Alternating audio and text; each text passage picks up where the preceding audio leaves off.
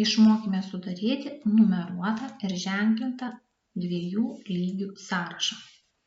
Turime parinkę sąrašui žodžius, bet matome, kad gruodžio mėnuo dar nepabaigtas užpildyti. Tai žiema, gruodis, toliau sausis ir vasaris. Štai baigėme sąrašą, belieka jį suženklinti. Metų laikai yra sąrašo antraštėje, paliekam, žymime visą likusį sąrašą ir renkamės ženkliuką.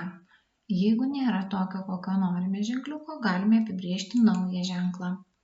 Simbolis pasirenkam iš lentelės, kokio mums reikia ženkliuko. Pasirenkam, sakom gerai, matom, kad ženkliukas čia ir atsirado, gerai. Ir štai yra 1 lygio ženklintas sąrašas. 2 lygių ženklintas sąrašas, tai jau matom, kad pavasaris turi 3 mėnesius, mes juos pažymim ir pagiliname įtrauką. Štai pažymim mėnesius ir didinam įtrauką. Ir matot, kaip gražiai atsitraukia mėnesiai, kurie priklauso metų laikams. Štai 2 lygių ženklintas sąrašas. Kaip susitvarkyti su numeracija? Sugrąžinkime į pradinę padėtį.